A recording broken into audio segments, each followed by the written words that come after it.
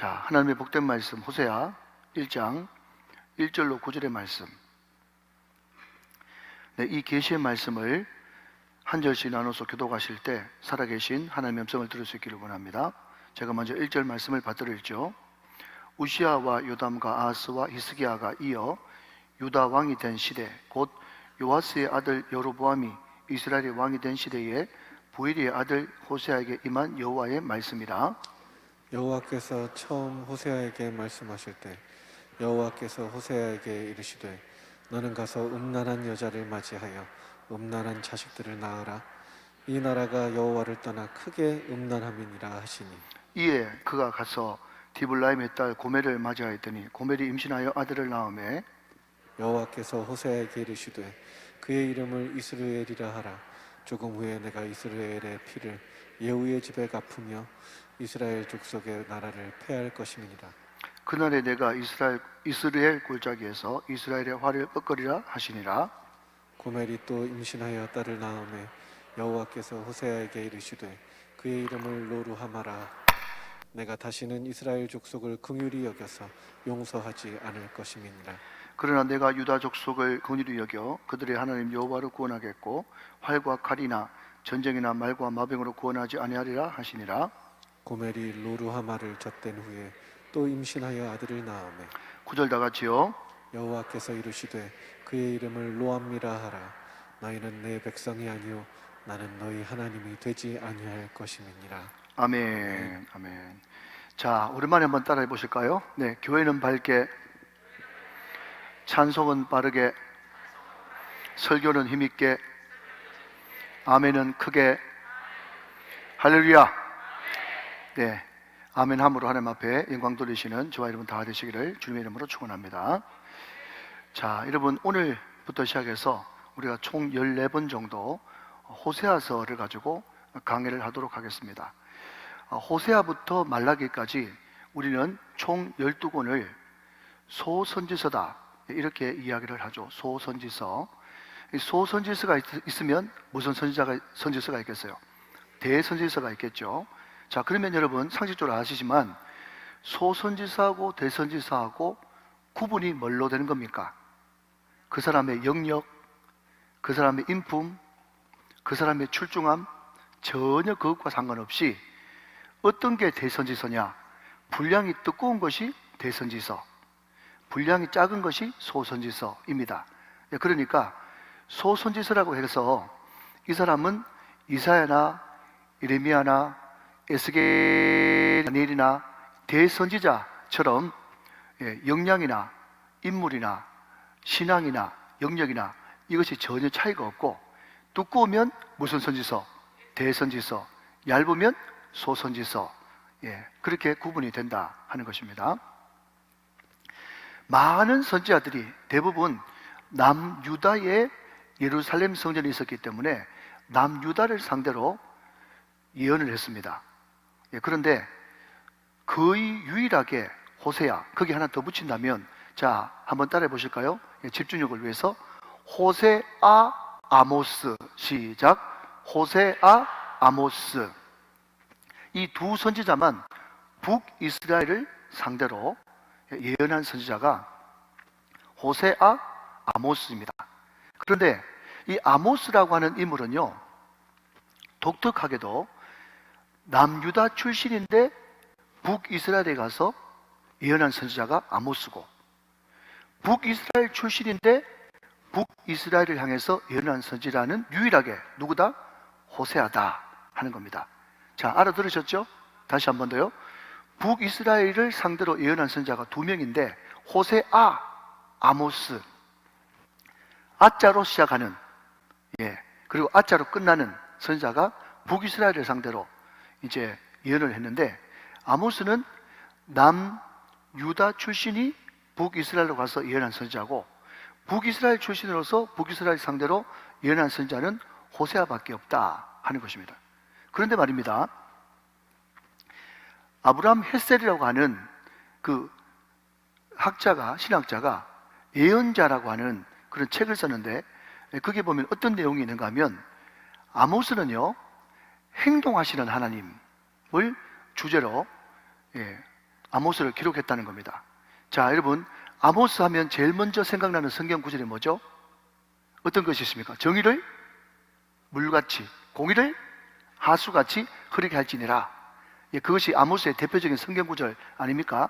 그러니까 아모스라고 하는 선자는 남유다 출신으로서 북이스라엘 가서 예언한 선자인데, 항상 하나님의 심판, 하나님의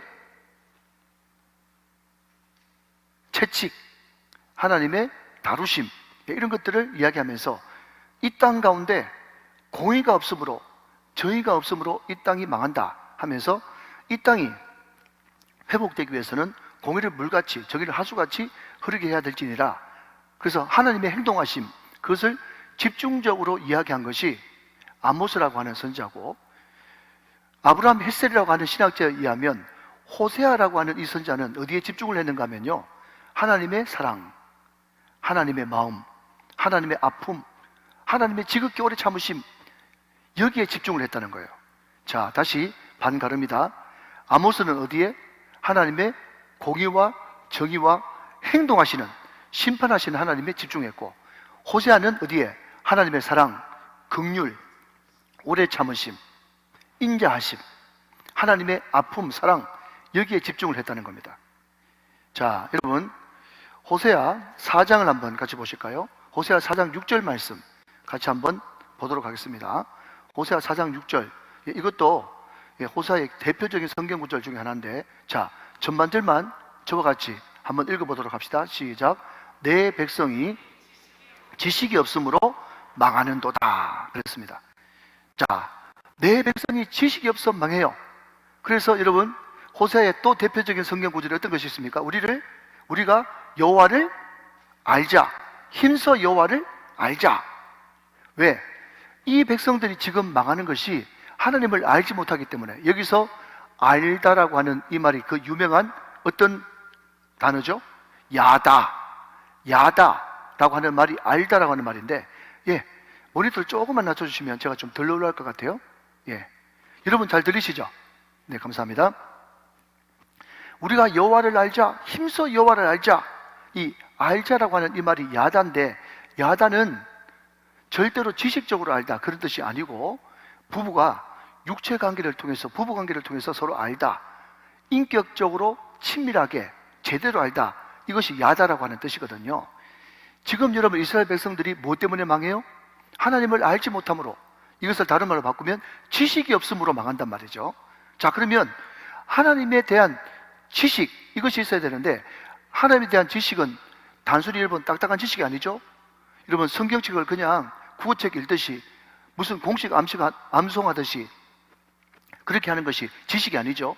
하나님의 지식은 결국은 하나님이 어떤 하나님이신가, 하나님의 성품, 하나님의 마음이 어떤 마음인가, 하나님의 마음, 이것을 아는 것이 진짜 아는 거지 않습니까?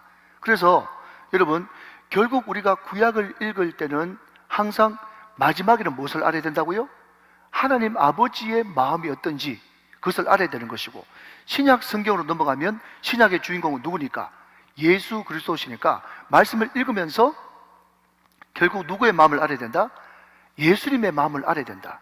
그래서 하나님의 마음 알고 예수님의 마음 알면 거기서부터 뭐가 나오는가 하면 자연스럽게 기도 제목이 나오는 거예요. 기도 제목. 그래서 여러분, 성경책은 어떤 책인가 하면요, 한마디로 단도직입적으로 이야기하자면 기도 제목을 발견하는 책이에요. 그래서 이 말씀을 묵상하면서 하나님 아버지의 마음을 알았으니, 예수님의 마음을 알았으니, 하나님 아버지의 마음이 이렇네요. 내 마음은 이렇지만 내가 아버지의 마음 알아. 내 마음이 아버지의 마음처럼 될 수 있도록 은혜를 베풀어 주십시오. 이것이 결국 큐티고 말씀 기도고 묵상이고, 믿으시면 아멘. 그러니까 여러분, 결국 이 백성이 지식이 없어 망하고, 여러분 호세아 시대만 그런 것이 아니라 지금 2022년도를 사는 이 백성들도 여호와를 알지 못하고 여호와를 모름으로써 망하는데, 결국 하나님을 안다는 것은 뭐냐?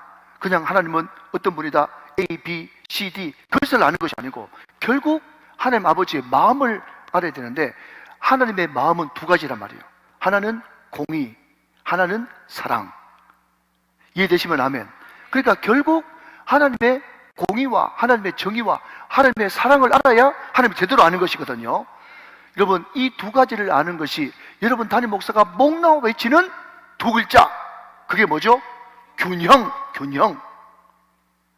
하나님을 제대로 안다는 것이 이쪽만 여러분 알아가지고 균형 잡히는 것이 아니고, 이쪽만 알아서 되는 것이 아니고, 하나님의 공의, 하나님의 사랑, 이것을 두 가지로 적절하게 균형을 이뤄서 알 때 우리는 여호와를 아는 지식이 진짜 우리 가운데 있다는 것을 말씀하고 있는 것이거든요. 자, 그러면 여러분, 우리는 아모스를 읽으면서는 하나님의 뭘 알아야 됩니까? 하나님의 공의를 우리가 알아야 되는 것이고, 여러분, 호세아를 읽으면서는 우리가 뭘 발견해야 되죠? 하나님의 사랑, 그것도 분노하시면서 질투까지 하시면서 우리를 지독하게 사랑하시는 지독한 하나님의 사랑을 발견할 수 있어야 된다는 거죠. 그러니까 결국 여러분, 호세아에게 하나님을 소개한 선지자가 누구냐 했을 때, 아브라함 헷셀은 결국 아모스를 통해서 호세아는 하나님을 알게 됐다. 그러니까 아모스와 호세아는 공의와 사랑이라고 하는 정반대 개념이지만, 그럼에도 불구하고 이 모든 것들이 연속석상에 있다 하는 것입니다. 여러분, 하나님의 공의가 있으니까 하나님의 사랑이 필요한 거예요. 이해되십니까, 여러분? 하나님의 공의가 너무너무 지엄하시고 무시무시하니까 그 하나님의 지독한 사랑이 같이 있어야만 우리는 긍휼함을 입을 수 있고 은혜를 입을 수 있는 것이기 때문에, 하나님의 공의가 없으면 하나님의 사랑이 뼈저리게 느껴지지 않는다니까요. 사랑하신 여러분, 하나님의 공의와 하나님의 사랑이 여러분 심령 가운데 균형을 이루게 되시기를 주님의 이름으로 축원합니다. 이 놀라운 하나님의 사랑, 이것이 700년 뒤까지 계속 이어져서 결국 700년 뒤에 호세아와 똑같은 이름을 가진 메시아, 그분이 누구십니까? 지저스 크라이스트, 예수 그리스도. 그러니까 여러분, 이 호세아라고 하는 이 이름의 뜻은 구원자, 이런 뜻이거든요. 좀 길게 늘려서 쓰면 하나님은 나의 구원자시다, 이런 뜻이지 않습니까?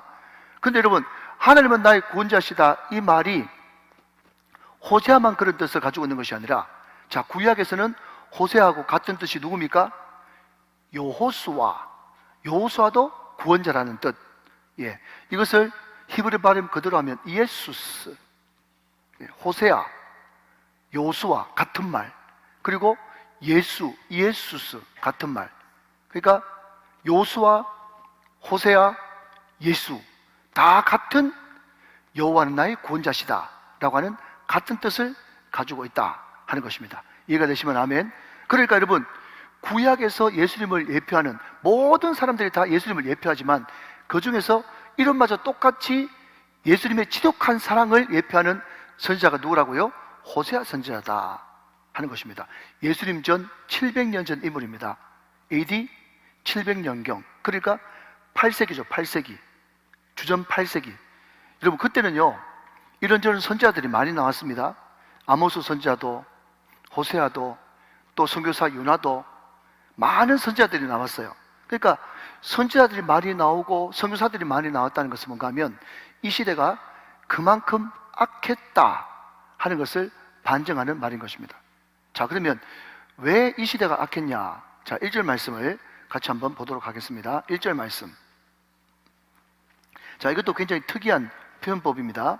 제가 읽습니다. 우시아와 요담과 아하스와 히스기야가 이어 유다이 왕 된 시대, 그러면서 남유다 왕을 먼저 언급하고 있습니다. 자, 저를 다시 보시고 다시 밑에 보시면, 자, 저를 다시 보시면 호세아는 지금 어디 출신? 북이스라엘 출신인데 어디를 향해서? 북이스라엘을 향해서 예언하는 선지자입니다. 그죠? 그런데 이상하게 북이스라엘 출신이 언급하는 왕들은 어디 왕부터 언급했다? 남유다 왕부터 언급했다. 그러니까 북이스라엘 출신이라고 할지라도 하나님의 마음이 어디 있는 줄 아니까, 남유다, 성전이 있는 남유다를 향한 줄 아니까 남유다를 먼저 우선순위로 언급하고 있다. 이것이 호세아서의 특징 중에 하나인 것입니다. 계속, 곧 요아스의 아들 여로보암이 이스라엘의 왕이 된 시대에, 자, 여기까지 한번 합시다. 자, 어디에 밑줄 그시는가 하면, 요아스의 아들 여로보암이 이스라엘의 왕이 된 시대, 여기까지 밑줄 긋고 한번 들어보십시오. 자, 들어보십시오. 여기 등장하는 여로보암은요, 여로보암 2세입니다. 자, 한번 따라 하실까요? 여로보암 2세. 자, 여러분, 여로보암 2세면 1세도 있겠죠? 그러면 여로보암 1세는 누굽니까? 자, 솔로몬 아들 시대 때 이스라엘이 남북으로 갈렸죠. 남유다는 솔로몬의 아들 르호보암, 북이스라엘은 솔로몬의 신하 여로보암. 그러니까 그 사람이 여로보암 1세고, 지금 여러분 여로보암은요 북이스라엘 끝쪽에 있는 여로보암이거든요. 이때 여로보암 2세가 등장했는데, 이 여로보암 2세의 별명이 뭔가 하면요, 북이스라엘의 광개토 대왕입니다. 자, 그러면 세상적으로 위대했다, 위대하지 않았다? 세상적으로 위대했단 말이에요. 누구보다 위대했냐고요? 세계사는 다윗보다 여로보암을 더 쳐줍니다. 다윗보다. 그러니까 세계사는 다윗을 어떻게 보는가 하면요, 여러분 그냥 들어보세요. 또라이. 세계사는 다윗을 뭐라고 이야기하는가 하면 또라이. 왜 또라이일까요? 여러분, 다른 말로 왕따. 왕따예요. 왜 왕따입니까? 틈만 나면 여호와, 틈만 나면 하나님 하면서 늘 하나님밖에 모르니까 세상 사람들이 보기에는 또라이죠. 그러니까 세계사는요 그 다윗을 평가를 잘 안 해준다고요. 누구를 평가해 준다고요? 차라리 솔로몬, 위대한 왕 솔로몬. 북이스라엘 솔로몬이 누구냐? 라고 했을 때 여로보암 2세, 이 사람들 더 알아주는 거예요. 세계사는요. 완전 여러분 세상 사람들의 관점에서 보면요, 다윗은 왕따예요. 왕따. 왕따 맞아요. 왕따가 뭐냐고요? 왕만 따르는 사람. 왕따. 사랑하는 여러분, 왕따 되시기를 주님의 이름으로 축원합니다. 왕만 따르는 사람, 왕따 다윗. 하나님은 그 왕따 다윗을 그렇게 기뻐하셨어요. 그렇게 기뻐하셨다고. 자, 여러분, 제가 정관을 보여드립니다. 어디를 보시는가 하면, 잠깐 보고 다시 돌아올 거니까 성경에 찾아가지고 동그라미만 2개 치시면 돼요. 어디를 보시느냐 하면요, 열왕기하 14장을 보십니다. 자, 성경을 한번 찾아보면 좋겠어요. 자, 구약 성경 586쪽 열왕기하 14장 586쪽. 자, 우리 금요 성년집회 오신 분들은 다 성경을 잘 찾으시니까 한번 찾아보세요. 열왕기하 14장 찾으셨으면 아멘. 네, 23절 보시죠. 거기에 동그라미 치고, 네, 그 위에, 자, 이제 띄울 필요 없어요. 그거 보려고 하는 게 아니니까. 23절 위에 제 성경에는 이스라엘 왕 여로보암 2세 되어 있는데, 여러분도 그래 되어 있습니까? 네. 자, 그 다음 쭉 넘어가서 마지막 절 29절 동그라미 치고, 자, 산수입니다. 산수. 자, 23절, 자, 29절 빼기 23절 하면, 자, 여러분 총 몇 절 등장하고 있습니까? 여로보암 2세가 7절, 7절, 7절. 자, 저를 보십시오. 여로보암 2세가 세상 세계사에서는 누구보다 더 많이 언급되고 있다고요? 다윗보다 더 많이 언급되고 있습니다. 그런데 성경 보니까 여로보암 2세는 7절, 7절 내용이 보나 안 보나 똑같아요. 그게 뭔가 하면요, 똑같이 우상 숭배하다가 지 잘난 척 하다가 그냥 열조회로 갔더라. 그게 전부예요.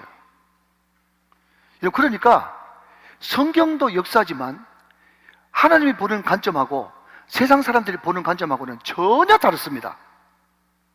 사랑하시는 여러분, 우리는 여기서 결단해야만 되는 것입니다. 무슨 결단이요? 하나님, 제가 하나님 보시기에 정말 위대한 하나님의 사람이 될 것입니까? 아니면 세상적으로만 잘 나가는 사람이 되기를 원하는가?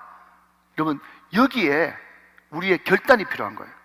오늘 금요 성령집회 나오신 여러분들은 다 하나님 보시기에 아름다운 사람이 되기로 작정하고 나오셨죠? 여러분 가운데 그런 은혜가 있기를 바랍니다. 여러분, 다시 한 번 말씀드립니다. 세계사와 성경 역사는 완전히 다릅니다. 왜 지금 여러분 호세아 1장 1절에 여로보암 시대를 언급했는가 하면요, 여러분, 교회가 말이죠, 힘이 없을 때는 그냥 교회가 마음에 안 들면요, 교회를 떠납니다. 사람들이. 잘 들으셔야 됩니다. 교회가 힘이 없을 때는요, 교회가 마음에 안 들고 하나님이 도무지 믿기지 않으면 그걸 떠나버려요. 그런데 중세시대부터 시작해가지고 여러분, 우리나라가 산업화 민주화가 펼쳐지면서 교회가 강력한 힘을 가지지 않습니까? 교회가 정치적으로 경제적으로 강력한 힘이 있지 않습니까? 그때부터는요, 아무리 교회가 마음에 안 들고 강단에서 쏟아지는 메시지가 마음에 부대끼고 하나님이 싫어도 절대로 교회를 떠나지 않습니다. 교회에 여전히 붙어 있는 거예요. 바깥으로 볼 때는요, 신앙이 굉장히 좋은 사람이고 자기 마음에 드는 그런 찬양이 울리거나 자기 마음에 드는 어떤 강사가 와서 자기 마음의 가려운 부분을 긁어주면 말이죠, 눈물까지 흘린다니까요. 그런데 진짜 그 사람은 불신자예요. 그래도 교회 안 떠납니다, 여러분. 제가 왜 이런 이야기를 하는가 하면요, 남유다든 북이스라엘든 상관없이 그 나라 자체가 교회예요. 그 나라 자체가. 그 공동체를 떠난다는 것은 곧 왕따를 의미하고 죽음을 의미하기 때문에 절대로 이 사람들은 남유다에서 북이스라엘, 유대인이라고 하는 그 신분을 떠나지 않습니다. 그런데 진작 그 사람들은 불신자예요. 그게 누굽니까? 고멜이다, 고멜. 이해됩니까, 여러분? 교회 안에 붙어 있는데 하나님하고 전혀 상관없고 세상 것만 쫓아요.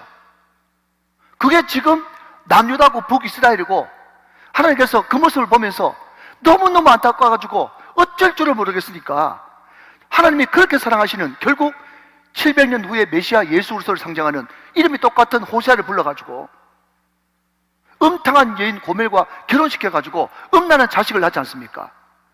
음탕한 여인은 바로 여러분 이스라엘을 상징하고, 거기에 나온 남자, 여자, 남자 그 세 아이는요, 결국 한 백성 한 백성을 가르치는 거예요. 지금 그 모습이 여러분 우리의 모습일 수도 있다 말이죠. 학자들에 의하면요, 이 여로보암 시대 때 북쪽으로 영토를 확장해 가지고 어디까지 차지했는가 하면 지금의 다마스커스, 다메섹까지 이 여로보암 2세 때 삼켜 넣었습니다. 다마스커스는요, 중동과 유럽을 잇는 무역의 뭐라 그럴까요? 허브라 그럴까요? 모든 교통의 요충지였어요. 그러니까 다메섹을 차지하고 있다는 것은 뭔가 하면요, 돈을, 이 경상도 사투리를 씁니다. 그냥 깔꾸리를 끌어가지고, 깔꾸리 아나? 깔꾸리를 끌어가지고 막 포대기에 막 주워 담는 그런 지금 엄청난 나라의 부국 강병이 이루어지고 있는 거예요. 여로보암 2세 시대 때 말이죠. 그런데 문제는 뭔가 하면요, 그렇게 돈이 풍성하고 나라가 여러분 돈이 흔해가지고 그냥 걔도 여러분 만원짜리 5만원짜리 몰고 다니는 그런 시기가 되어지는 것은 좋은데, 문제는 뭔가 하면 그 사람들이 엄청나게 돈을 가지고 들어오면서 돈만 가지고 들어오는 것이 아니라 뭐도 가지고 들어온다고요? 문화도 가지고 들어오는데, 그 문화는요 처음부터 끝까지 A부터 Z까지 음란의 결정체였단 말이죠. 종교를 가지고 들어오는 거예요, 종교를. 근데 그 당시에 모든 가나안 종교부터 시작해가지고 이방 종교들은 항상 여러분 음란하고 연관이 되는 것이에요. 자, 여러분, 우리는 이럴까 저럴까 헷갈리면요, 항상 네 가지, 네 박자를 우리가 해보면 압니다. 자, 여러분, 지금 여기에 네 칸이 보이죠? 여보세요? 네 칸이 보이죠? 자, 여러분, 그냥 이해를 돕기 위해서 이렇게 한번 해볼게요. 가장 좋은 것은요, 부자이면서 돈이 많으면서 천국 가는 거, 부천이라고 합시다. 제일 여러분 재수 온 붙은 게 뭔가 하면요, 가난하면서 지옥 가는 거예요. 이게 제일 안 좋은 거예요. 제일 좋은 거는 뭐라고? 부자면서 천국 가는 거, 그죠? 제일 안 좋은 거는 뭐라고요? 가난하면서 지옥 가는 거, 제일 안 좋은 거 맞죠? 요 문제는 쉽다니까. 그런데 문제는 뭔가 하면 내가 2번을 택할 것인가 3번을 택할 것인가, 거기에 우리의 갈등이 생겨버리는 거예요. 당연히 믿음 있는 사람이고 거듭난 사람이라면 2번을 뭐로 당당하게 이야기 되는가 하면, 나는 가난해도 천국을 택하겠습니다. 아멘. 그게 당연한 거지 않습니까? 그런데 여러분, 거듭나지 못하고 아직 은혜 받지 못한 사람은요, 이게 이론적으로는 맞는데 부자고 지옥 가는 거, 그러니까 가난하고 천국 갈래, 부자이면서 지옥 갈래, 그렇게 이야기하면 이론상으로는 가난해도 천국 가겠습니다, 이것이 100번 동그라미라는 건 맞아. 그런데도 마지막에 말은 내가 아무리 가난해도 천국 가야죠, 그러지만 마지막 엎어지는 데 가서 보니까 어디 엎어지는가 하면 지옥 갈 때 가더라도 나중 가가지고 회개하면 되지, 이런 온갖 인본주의적인 잡생각이 다 들면서 지금 당장 내 코가 석자인데, 당장 내가 먹고 살 게 없는데, 당장 나는 그 땅 그 아파트 찾아가고 싶은데, 그렇게 하면서 막판 가서 넘어지는 거 보니까 어디에 넘어지는가 하면 부자이면서 지옥 가는 그 편을 택해버리는 그런 사람들이 한두 사람이 아니더란 말이에요. 여러분, 지금 호세아가 북이스라엘 상대로 그렇게 애타게 음탕한 여인하고 결혼까지 하면서 애타는 것은 뭔가 하면요, 모든 백성들이 다 교회 다닌다니까요. 이스라엘 공동체 자체가 교회예요. 교회 다니고 여러분 눈물도 흘리고 온갖 것 종교 행위는 다 하는데, 막판에 넘어지는 것은 어디에 나와서 넘어지는가 하면 하나님보다 우상을 택해버리고, 주님께서 주시는 기쁨보다는 여러분 세상의 쾌락을 택해버리고, 하나님이 주신 평안보다는 말이죠, 등 따시고 배부른 편안을 택해버리는 그 백성들이 바로 음란한 고멜과가 된 여인인데, 자, 이렇게 이야기하니까 고멜만 그러냐? 고멜만 그러냐? 예 목사님은 안 그러냐? 우주교회 성도들이요, 당신들은 그렇지 않습니까? 제가 오늘 아침에 우리 교육자들하고 잠깐 나누면서 그런 이야기 했어요. 여러분, 우리는요 진짜 믿음이 있다 그러면 대통령 선거를 통해서 절대로 차별금지법, 학생인권 조례 이런 것들을 하지 않겠습니다 라고 하는 그 후보를 찍어야 되는 것이고, 아멘이십니까? 여러분, 이건 신앙이지 이념이 아닙니다. 여러분, 어떻게 여러분 예수 믿는 사람이 동성애를 허용할 수가 있겠어요? 어떻게 여러분 교복 입고 임신해도 학생 인권이라고 하는 그런 것들을 용납할 수 있겠습니까? 죄는 죄인 거예요. 그랬으면 물론 하나님의 은혜로 나라 경제도 잘 풀리면 100번 쳐면 좋겠죠. 그러나 그럼에도 불구하고 하나님, 나라 경제 안 풀리고 내 먹고 사는 게 빠듯해도 그럼에도 불구하고 하나님, 동성애는 안 됩니다. 억만금을 줘도 동성애는 안 됩니다. 학생 인권조례 안 됩니다. 그것을 결단해야 되는데, 또 그 편을 택했으면요 그것을 보면서 기뻐하고 감사하고 끝내야 되는데, 이 마음이 5년을 못 가가지고 나라가 퍽퍽하고 경제사정이 어렵고 당장 직장이 달랑달랑하면 5년 뒤에 이쪽으로 또 넘어져 버린다니까. 여러분, 제가 지금 빨간색 파란색 이야기하는 게 아니에요. 지금 항상 우리의 신앙이 말이죠, 돈에, 물질에, 세상에 너무너무 약한 그런 모습을 스스로 자백하고 있는 것입니다. 여로보암 시대가 어떤 시대냐? 다시요, 하나님보다는 우상을, 하나님께서 위로부터 주시는 기쁨보다는 쾌락을, 하나님께서 위로부터 주시는 평안보다는 등 따시고 배부른 편안을 향해서 넘어져 버린 세대, 그 세대가 여로보암 세대입니다. 그러니까 이 호세아 시대 때 이 예수와 동일한 뜻을 가진 호세아를 음란한 여인과 결혼시켜서 그 퍼포먼스를 시켰던 그 아버지의 마음을 그냥 그 시대를 끝내는 것이 아니라 이 시대도 우리 모습을 보면서, 이 목사를 보면서, 우리 성도들을 보면서, 이 한국의 모습을 보면서 호세아 시대 때와 전혀 다를 바가 없구나 라고 하는 그 아버지의 애타는 눈물,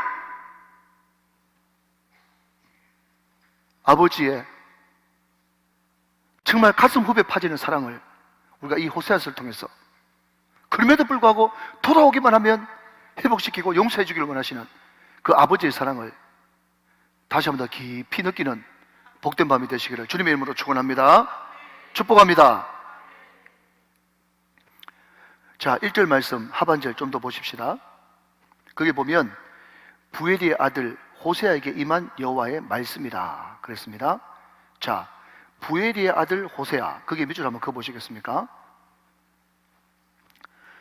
여러분, 우리가 다 살펴보지는 않았지만 이사야, 예레미야, 에스겔 등등의 사람들은요, 이 사람들이 워낙 집안이 좋고 저 윗대부터 그 윗대부터 집안이 얼마나 좋은지 이사야나 예레미야나 에스겔 같은 경우에는요, 이 사람이 어떤 집안 자제인데 어떤 환경에서 어떤 드라마틱한 그런 과정을 통해서 하나님의 말씀이 임했다라는 것을 정확하게 설명하고 있습니다. 특히 예레미야 같은 경우는 예레미야 1장을 거의 할애해가지고 예레미야가 이런 집안 사람인데 이런 과정을 통해서 이렇게 하나님 여호와 말씀이 임했다, 이것이 나와 있거든요. 그런데 오늘 호세아 1장 1절 말씀 보니까 호세아는 부엘이의 아들 호세아, 끝입니다. 부엘이라고 하는 인물은요, 호세아 1장 1절 딱 한 번만 등장하고 있어요. 그러니까 이것을 두고 학자들은 두 가지를 해석합니다. 하나는 하나님이 너무 급했다, 이게 그냥 단순한 명분 하나고요. 두 번째는 중요한 것은 뭔가 하면 예레미야가, 이사야가, 에스겔이 어떤 집안, 어떤 환경에서 여호와의 말씀을 받았냐, 그게 중요한 게 아니라 여호와의 말씀을 받았다는 게 중요하다 이 말이죠.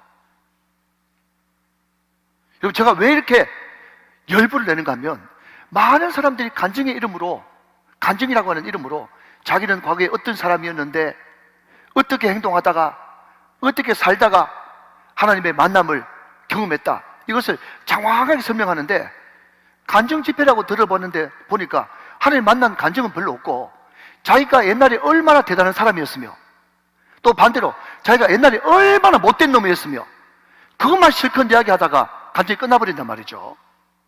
사랑하는 여러분, 중요한 것은 이 부엘이의 아들 호세아가 중요한 것이 아니라 호세아에게 임한 여호와의 말씀이 중요한 줄로 믿으시면 아멘 하시기 바랍니다. 여호와의 말씀을 받았다, 이게 중요한 거예요. 그런데 여러분, 왜 이 여호와의 말씀을 받았다는 것이 중요한가 하면요, 자, 한번 따라합시다. 말씀은 사건입니다. 시작. 말씀은 사건입니다. 말씀이 히브리 말로 다바르인데, 다바르, 이 다바르가 여러분 말씀이라고 하는 뜻도 되지만 사건이라고 하는 단어도 되거든요. 사건. 무슨 말인가 하면요, 말씀이 임하게 되면요, 그 다음부터는 사건이 일어나는 거예요. 자, 이 말을 다른 말로 바꾸면 말씀이 그 사람한테 임하면 그 말씀이 곧 나를 소명자로 만든단 말이죠. 이 말씀을 다르게 바꾸면 말씀이 임하면 그 사람이 반드시 이전과 다른 삶을 살 수밖에 없다는 것을 말씀하고 있다는 거죠.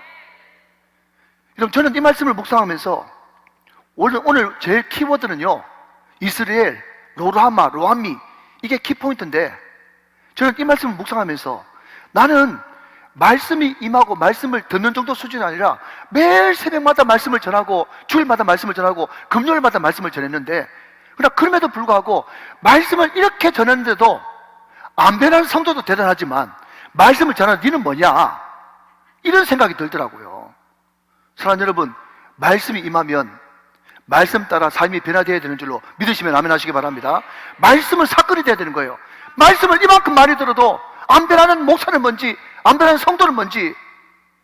여러분, 한번 보십시오. 호세아에게 말씀이 임하니까 말이죠, 호세아가 선지자고 제사장인데 음탕한 여인을 불러다가 결혼한 장면을 보게 됩니다.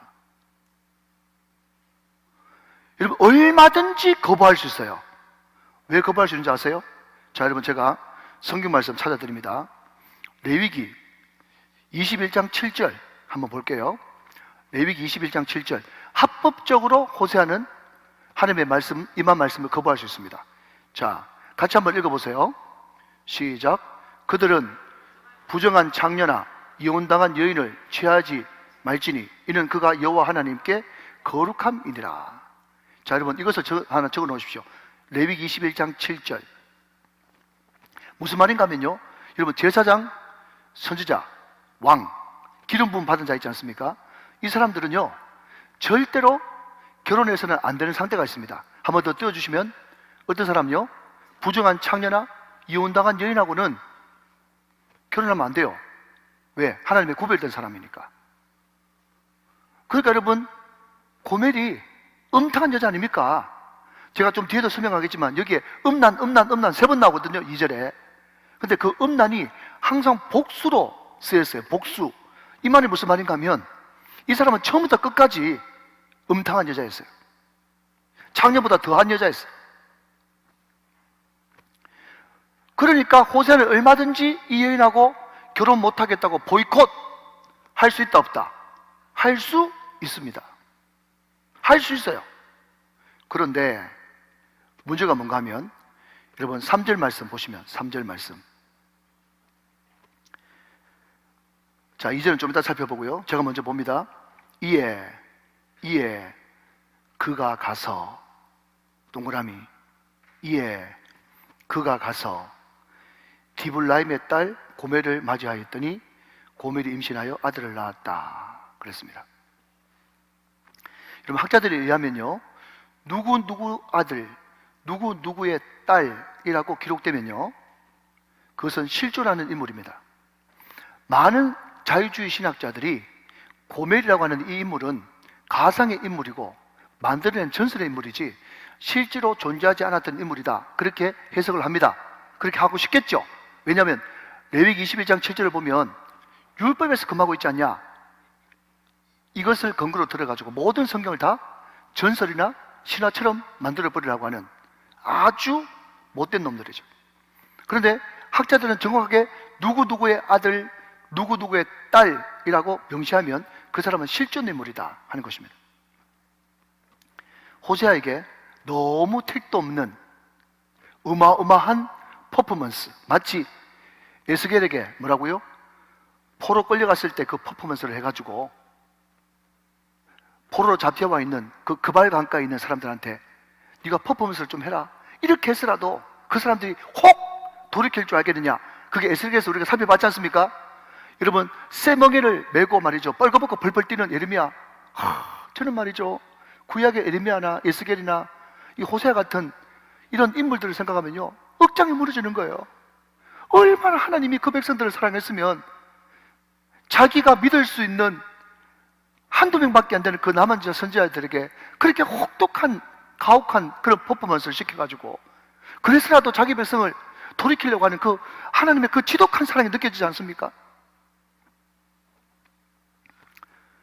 제가 말씀드리고 싶은 것은요, 호세아가 너무 말도 안 되고 너무 기가 막힌 그런 하나님의 말씀에도 순종을 했기 때문에 하나님의 역사는 시작된 것입니다.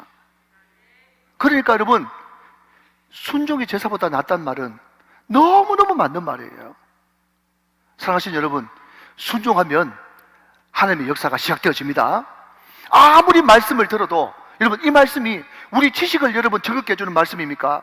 이 말씀이 여러분 우리 길을 즐겁게 해주면, 우리 귀만 즐겁게 해주는 말씀이 되면 되겠습니까? 이 말씀이 순종이 되어질 때 하나님의 역사는 시작되어고, 이 땅의 부흥은 나로부터 시작되어지고, 하나님의 역사는 여러분 눈으로 볼 수 있게 나타나게 되는 것입니다. 사랑하는 여러분, 이 말씀에 순종하여 영광을 돌리시는 저와 여러분 다 되시기를 주님의 이름으로 축원합니다. 축복합니다. 순종할 때 하나님의 역사는 시작된다. 시작. 순종할 때 하나님의 역사는 시작된다. 믿으시면 아멘. 여러분, 예레미야도 한번 보십시오. 엄청난 말을 했는데 항상 뒤따라 나오는 말은 이에 가서, 이에 가서, 여호와의 말씀이니라, 이에 가서. 계속해서 여러분 쿵짝이 맞잖아요. 쿵짝이 맞잖아. 에스겔이, 예레미야가, 호세아가 그렇게 어려운 상황에서도 말씀을 액면 그대로 가감없이 곧이곧대로 믿고 순종하지 않았다면 우리 손에 예레미야서나 에스겔서나 호세아서는 들려있지 않습니다. 순종하니까 그것이 성경이 돼서 2000년이 지난 지금에도 우리한테 들려져 있는 거예요. 할렐루야. 참 안타까운 것은요, 2절 말씀이에요. 2절 말씀. 다시 볼펜 드시고, 여호와께서 처음, 여러분 저는요 이 처음이라는 단어를 보면서 아버지 마음이 느껴지는 거예요. 여러분, 북이스라엘의 처음이자 마지막 선지자가 누군가 하면 호세예요. 호세. 그런데 여호와의 말씀이 얼마나 임했는가 하면요, 처음 임했어요. 처음. 이것을 여러분 무슨 시대라고 부릅니까? 말씀의 기가를 만난 시대예요. 말씀은 풍성한데 돌직구가 없어. 돌직구가. 죄를 회개해야만 평안이 임하게 되는데 자꾸 죄는 지적하지 않고 죄책감 가지지 말라고. 어떤 분 여러분 이야기 들어보니까 자꾸 마음속에 옛날에 지었던 죄 그것을 생각함으로써 자기 좀 괴롭히지 마세요 막 그러면서 막 울더라고. 그게 울 일입니까? 회개할 일이지.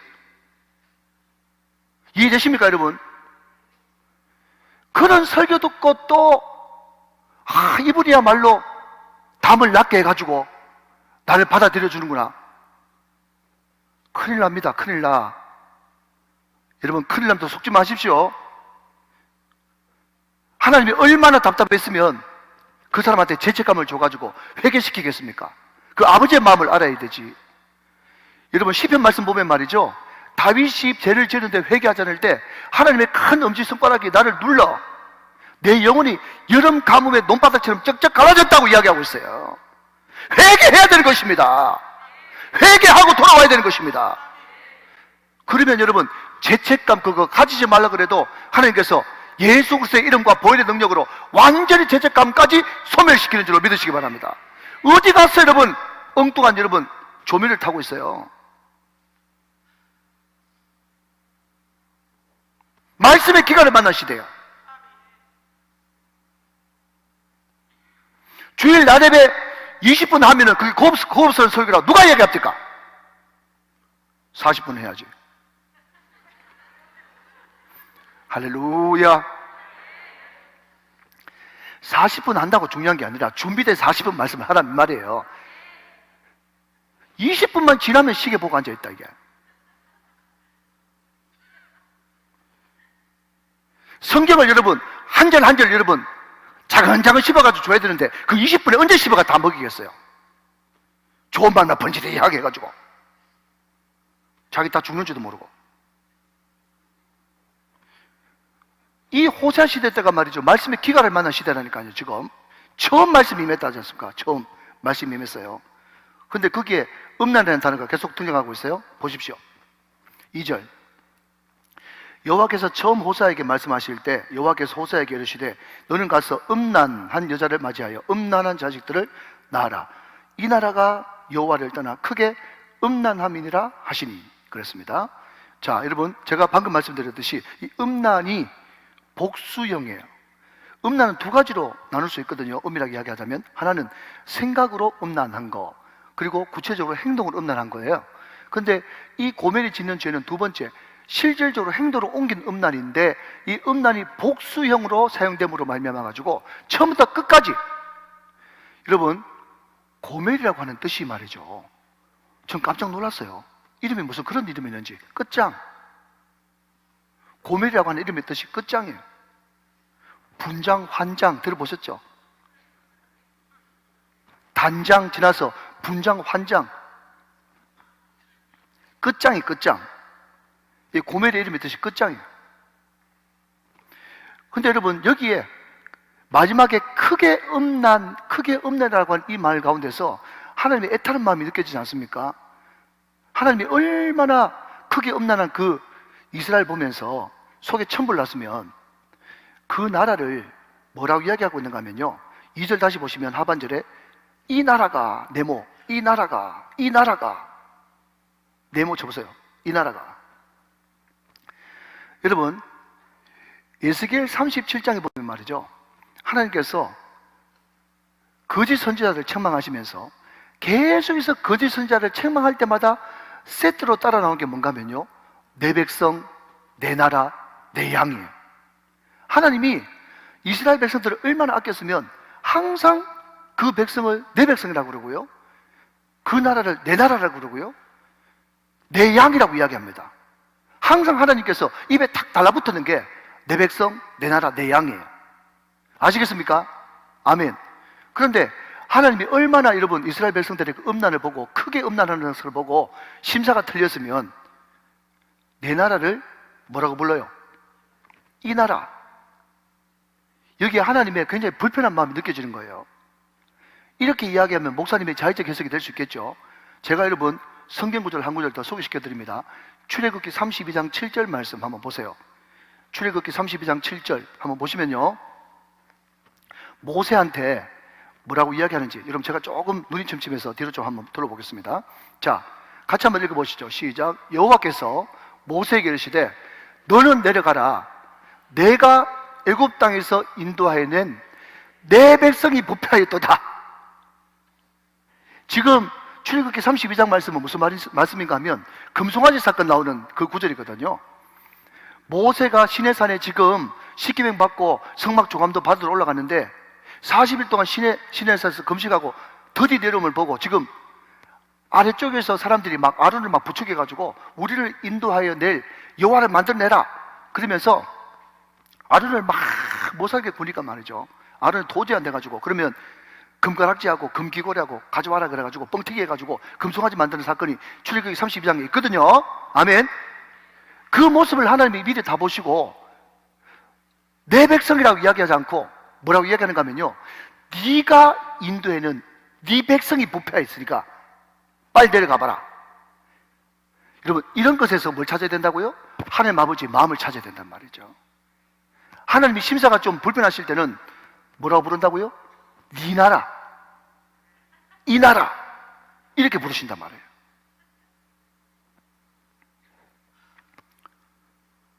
하나님의 마음이 느껴지십니까? 여러분, 이걸 보면서 하나님은 과연 내 모습을 보면서 내 양, 내 백성이라고 부르실까? 그걸 한번 생각해 보세요. 자, 4절 말씀입니다. 1장 4절. 여호와께서 호세아에게 이르시되 그의 이름을 이스르엘이라 하라. 조금 후에 내가 이스라엘의 피를 예후의 집에 갚으며 이스라엘 족속의 나라를 폐할 것임이니라. 자, 여러분 한 번 더 집중하기 위해서 한번 따라합시다. 이스르엘, 이스라엘. 시작. 이스르엘, 이스라엘. 비슷해가지고 어떤 사람은요, 같은 말이다 이렇게 이야기하는 사람도 제가 들어봤어요. 완전히 뜻이 다릅니다. 이스라엘은 하나님이 져주셨다. 누구한테? 야곱에게 져주셔가지고 이스라엘, 하나님과 겨루어 이겼다 라고 하는 이름이 이스라엘이에요. 그런데 이 이스르엘이라고 하는 단어의 뜻은요, 하나님이 흩으신다. 자, 좋은 뜻으로 하면 하나님이 심는다 이런 뜻도 되고, 나쁜 뜻으로 하면 하나님이 흩으신다 이런 뜻도 돼요. 그런데 이 아들을 낳았는데 첫째 아들 이름을 이스르엘이라고 지었단 말이에요. 이스라엘은 이스라엘 북쪽에 있습니다. 이스라엘의 유일한 평지가 이스라엘 평지예요.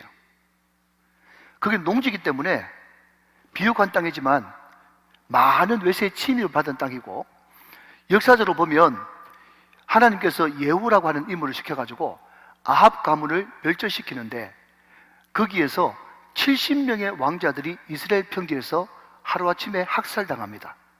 그러니까 이스라엘이라고 하는 말의 뜻은 뭔가 하면 대학살의 현장이에요. 캄보디아를 하면 킬링필드라고 할 수 있겠죠. 아합의 자손들이 한 날 다 죽은 그 장수가 이스라엘 평지고요. 이세벨이 그 피가 개에 의해서 핥아진 것도 이스라엘 평지이고, 나봇의 포돈 사건이 일어났던 그것도 다 이스라엘 평지입니다. 그러니까 이스라엘이라고 하는 이 말은 뭔가 하면요, 하나님이 흩으신다, 그리고 이름을 대학살 이렇게 지은 거예요.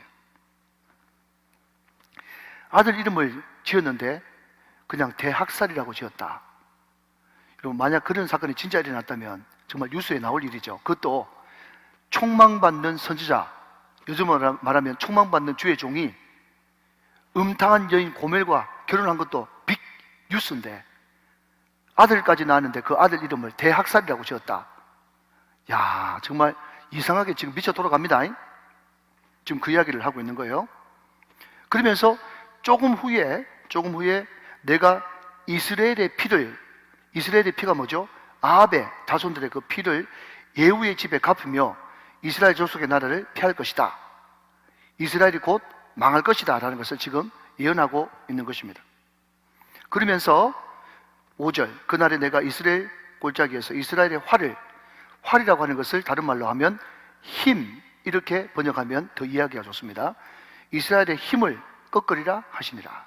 하나님께서 이스라엘을 이제 아수르에 의해서 멸망시킬 것을 예언하고 있는 것입니다.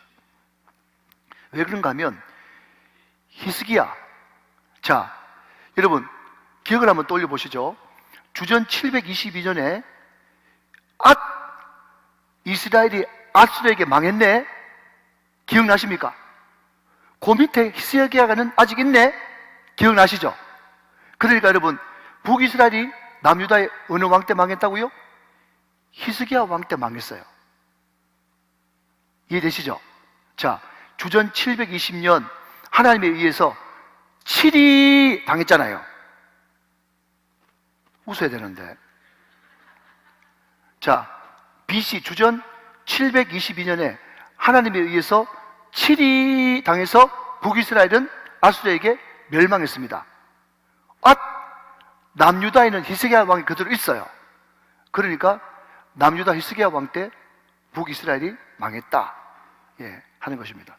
그러니까 지금 여러분 1절 보니까 이 여호와의 말씀이 호세아에게 임한 때가 남유다는 누구 왕이었다고요?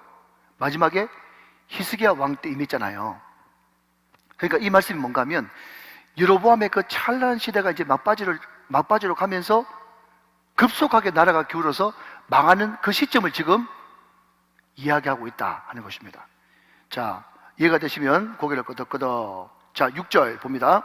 고멜이 또 임신하여 딸을 낳음에 여호와께서 호세아에게 이르시되 그의 이름을 로루하마라고 하라. 자, 한 번 더 따라합시다. 아들, 딸, 아들. 시작. 아들, 딸, 아들. 이스라엘 로루하마 로암미. 시작. 이스라엘 로루하마 로암미. 로암미 그러니까 딸 같죠?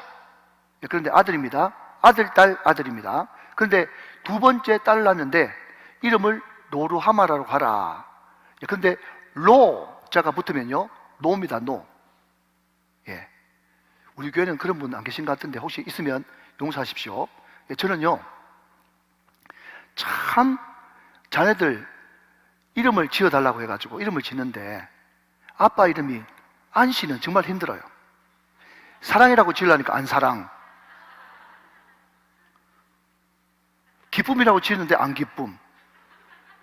안씨가 참 힘들잖아요. 용서하십시오. 그냥 제가 예를 드는 겁니다. 예, 그게 이게 우리나라로 말하자면 안씨가 누군가 하면요 로예요. 로. 예, 부정, 노. 그러니까 6절 말씀에 여러분 루하마가 어떤 뜻인가 하면 불쌍히 여기다, 긍휼히 여기다. 그러니까 신약 성경 우리가 들었던 마태복음에 헬라어로 하면 스플랑크 니조마이, 이게 루하마거든요. 긍휼히 여긴다, 불쌍히 여긴다. 그런데 앞에 로자가 붙으니까 어떻게 한다? 긍휼히 여기지 않는다, 불쌍히 여기지 않는다, 이런 뜻을 가지고 있다는 거예요. 자, 6절 저와 같이 한번 읽어보도록 하겠습니다. 자, 6절 같이 읽으세요. 시작. 고멜이 또 임신하여 딸을 낳음에 여호와께서 호세아에게 이르시되 그 이름을 로루하마라 하라. 내가 다시는 이스라엘 족속을 긍휼히 여겨서 용서하지 않을 것임이니라 그랬습니다. 자, 여러분 들어보십시오. 여러분 제가 무조건 질문하면 여러분들은 여러 질문 가운데 1답 불쌍히 여겨주셔서 이렇게 대답하세요. 아시겠죠? 하나님이 우리를 왜 구원하셨습니까? 하나님이 왜 우리를 치료해 주셨습니까? 하나님이 우리 기도에 왜 응답해 주셨습니까? 하나님께서 왜 우리에게 눈물을 주셨습니까? 하나님이 왜 우리에게 전도하고 싶은 마음을 허락해 주셨습니까? 그거 전부 다 하나님께서 우리에게 축복 주시는 모든 근거는 다 루하마, 스플랑크 니조마예요. 여러분, 그래서 우리가 주님 앞에 정말 시간이 없을 때 딱 한마디 들을 수 있다면 짧지만 간결한 기도, 불쌍히 여겨 주시옵소서. 그 기도를 드리는 것이 하나님의 마음을 움직이는 강력한 기도인 것입니다. 제 여러분 신앙생활 처음 할 때만 해도 우리 권사님 집사님들이 강단에만 앉으면 새벽 기도만 오면 주여 주여 하면서 불쌍히 여겨주시옵소서 불쌍히 여겨주시옵소서 그 기도 많이 했거든요. 그때마다 여러분 그때는 너무 또 심해가지고 부흥사들이 와가지고 말이죠. 부흥사들이 와가지고 기도할 때 좀 뜨겁게 밝게 좀 해봐요. 늘 주여 하면서 불쌍히 여겨주 불쌍히 그 기도가 뭐냐고 막 야단치기도 했어요. 그러니까 얼마나 그 기도를 많이 했으면은 부흥사들이 그 말렸겠어요. 제발 그런 기도 좀 질질 짜는 기도 하지 말라고. 그런데 요즘에는 요즘 것들은 말이죠. 죄송합니다. 뭐 부족한 게 있어야지. 부족한 게 없으니까 불쌍히 여겨달라고 하는 그런 기도는 싹 사라지고 없어. 큰일 났어요. 큰일 났어요.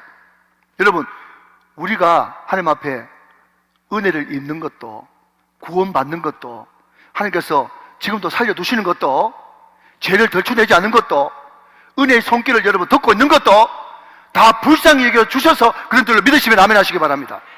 하나님께서 우리를 불쌍히 여기고 긍휼히 여기지 않고 여러분 이 불쌍히 여기신 이 손을 치워버리면요 그때부터 난리법석 나는 거예요. 여러분 끝장나는 것입니다. 오늘 저와 여러분들이 어떻게 하든지 하나님의 긍휼과 불쌍히 여김을 받는 저와 여러분 다 되시기를 주님의 이름으로 축원합니다. 그런데 하나님이 불쌍히 여기지 않는 것 이것이 가장 큰 저주거든요. 그런데 딸 이름을 로루하마로 하라. 다시는 내가 너희들 불쌍히 안 여긴다. 하나님께서 어마어마한 이름을 주신 거예요. 그 이름을 통해서 메시지가 다 있는 것입니다. 자, 다 돼갑니다. 이제 7절 말씀 보십시오. 7절. 그러나 내가 유다 족속을 긍휼히 여겨 그들이 하나님 여호와로 구원하겠고 활과 칼이나 전쟁이나 말과 마병으로 구원하지 아니하리라 하시니라 그랬습니다. 자, 여러분 북이스라엘은 로루하마 불쌍히 안 여겨요. 그래도 여러분 남유다는 긍휼히 여기고 불쌍히 여기니까 히스기야가 있네. 좀 더 가네. 또 요시야 종교가 일어났네. 여러분 그 뒤에 요시야가 나타나고 북이스라엘 멸망한 다음에 얼마든지 그때 같이 멸망할 수 있었는데 136년 더 끈 것은 여호와의 구원으로 말미암아 그렇게 된 줄로 믿으시면 아멘 하시기 바랍니다. 이 모든 것들이 여러분 내 생명을 연장하는 것도 여러분 우리 사업이 지금 지탱되는 것도 계약이 성사되는 것도 애들이 지금 착하게 다 커주는 것도 다 하나님의 긍휼과 불쌍히 계심입니다. 다시 한 번 더 크게 아멘 하시기 바랍니다. 그렇기 때문에 우리는 지금이라도 불쌍히 달라고 하는 그 눈물과 그 애통함이 다시 회복돼야 되는 거예요. 오늘 이 밤에 회복되시기를 주님의 이름으로 축원합니다.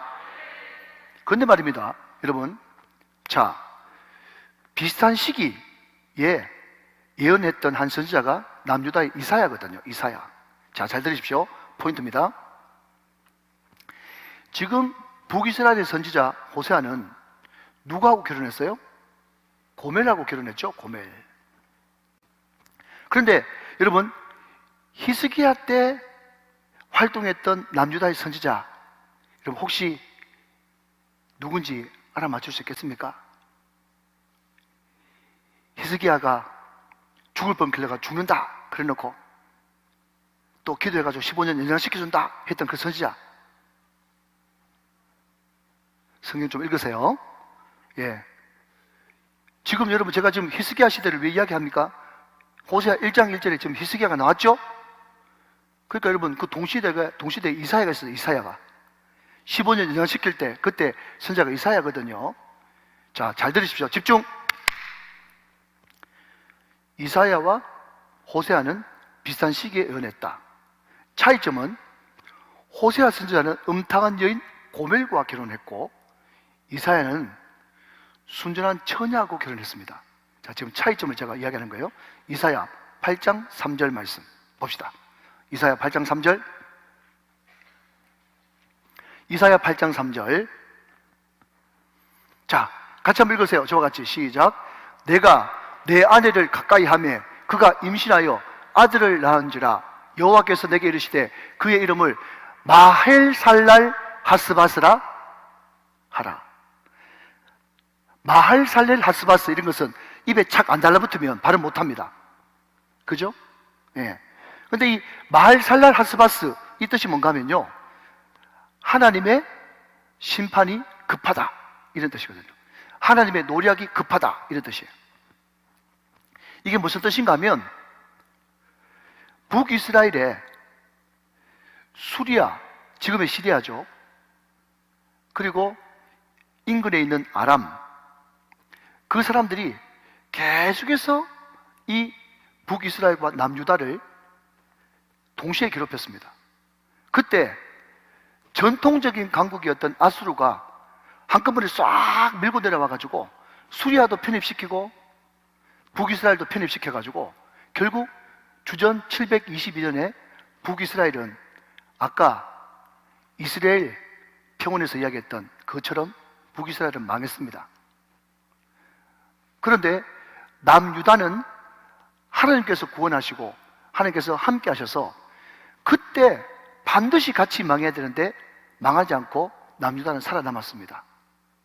자, 여러분, 우리가 잘 아는 처녀가 잉태하여 아들을 낳을 것이요 그 이름을 임마누엘이라고 하라라고 하는 이 놀라운 메시아의 예언의 말씀은 오리지널 버전이 이사야 7장 14절 말씀이 있습니다. 자, 한번 확인하고 가겠습니다. 자, 이사야 7장 14절 말씀. 이사야 7장 14절. 자, 한번 같이 읽으시죠. 시작. 그러므로 주께서 친히 징조를 너에게 주실 것이라. 보라, 처녀가 잉태하여 아들을 낳을 것이요 그의 이름은 임마누엘이라 하리라.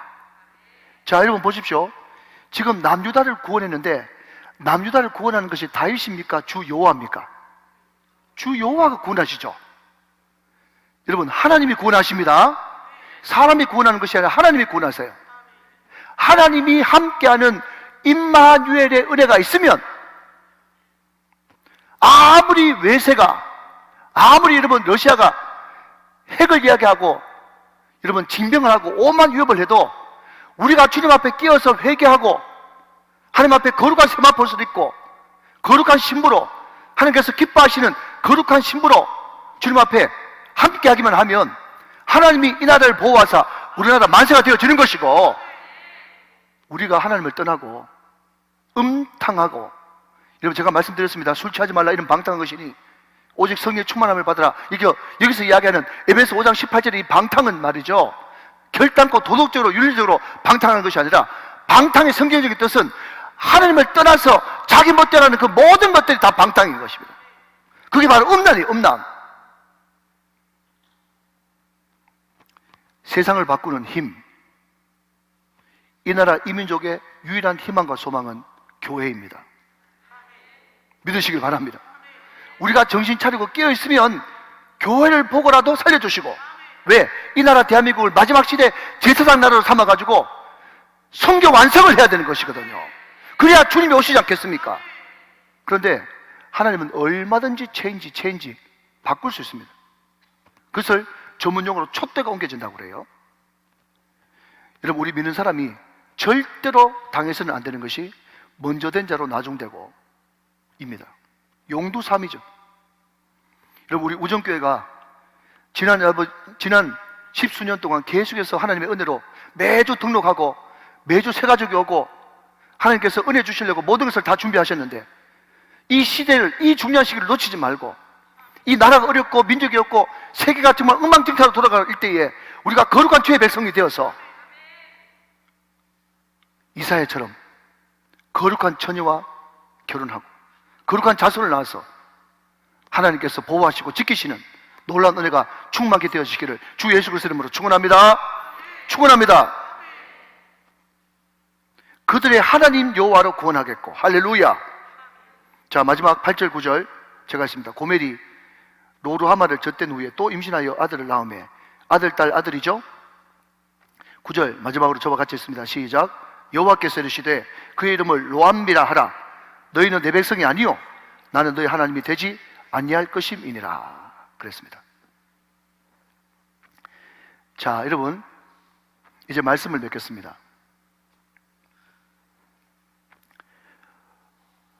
역설이죠. 무슨 이야기인가 하면요, 여러분, 우리가 자녀들을 키우는데 얘가 좀 말을 안 들어요. 아빠가 하는 말이, 제가 조금만 나가겠습니다. 아빠가 하는 말이, 엄마가 하는 말이, 너 집 나가. 너 오늘부터 내 아들 아니야. 너 나가. 너 이제부터 내 딸 아니야. 여러분, 그 말이 진짜 내 아들 아니란 말입니까? 내 딸 아니란 말입니까? 아니죠. 여러분, 제가 어린 시절에 우리 옆집에 살던 태환이가 있었어요. 그 태환이가 좀 말을 안 들어서 그런지 자기 엄마가 늘 하는 말이, 너 나가. 오늘부터 내 아들 아니야. 그런 이야기를 제가 옆집에 살면서 자주 들었던 것 같아요. 근데 한 가지 분명한 사실은 그 태환이 엄마가 저한테 너 내 아들 아니야 그런 말을 한 적이 한 번도 없어요. 여러분 잘 들으셔야 됩니다. 저한테 너 내 아들 아니야 이렇게 이야기한 적이 한 번도 없다니까. 왜 그래요? 처음부터 아들 아니니까 그런 말 할 리가 없지. 너 나가. 너 오늘부터 내 아들 아니야. 이 말은 뭡니까? 너 내 아들이야. 난 절대로 너 포기할 수 없어. 역설이죠, 역설. 여러분, 하나님께서 아들 낳으라고 해놓고 말이죠. 난 절대로 이제부터 너 불쌍히 여기지 않을 거야. 절대로 나 너한테 긍휼히 여기지 않을 거야. 너 내 백성 아니야? 내 백성 아니야! 이 말은요, 정말 웅변처럼 너 내 아들이야. 너 내 아들이야. 내 딸이야. 내 백성이야. 제발 더 이상 망하기 전에, 더 이상 저주받기 전에, 더 이상 멸망하기 전에 나한테로 돌아와. 여러분, 제가 말씀을 준비하면서 어느 목사님 설교를 들어보니까 우리 뇌에 뇌하수체가 있지 않습니까?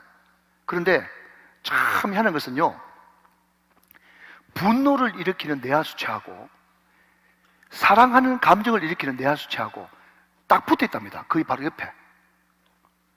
무슨 이야기를 하려고 하는가 하면요, 사랑은 곧 분노고 분노는 곧 사랑이에요.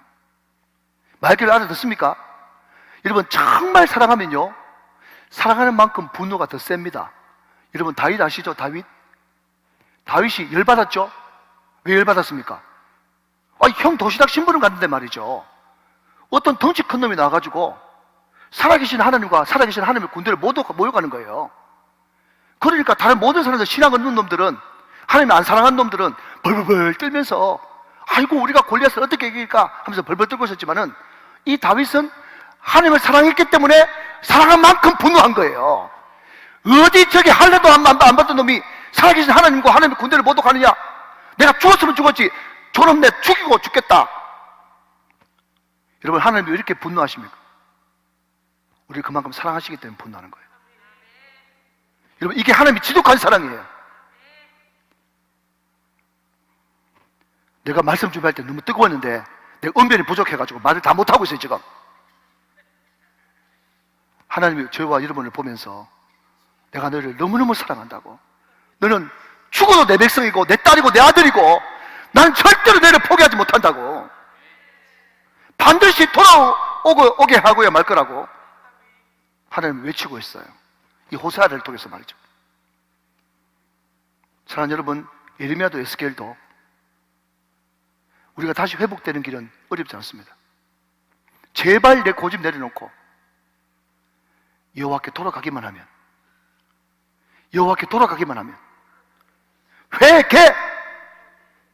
감정적으로, 지식적으로, 의지적으로 돌이키고 돌아가기만 하면 우리는 돌아서도 그는 변치 않습니다. 여호와께 돌아갑시다. 오늘 돌아갑시다. 그 넓은 품으로 우리를 기다리시는 그분께 돌아갑시다. 하나님, 내가 너무 하나님 앞에 부끄러운데 좀 떳떳할 때 돌아가겠습니다. 평생 못 돌아갑니다. 지금 돌아가셔야 됩니다. 지금 넓은 품에 안기셔야 됩니다. 그것이 하나님의 뜻입니다. 그게 정답입니다. 그게 성경이고 그것이 오셔야 했습니다.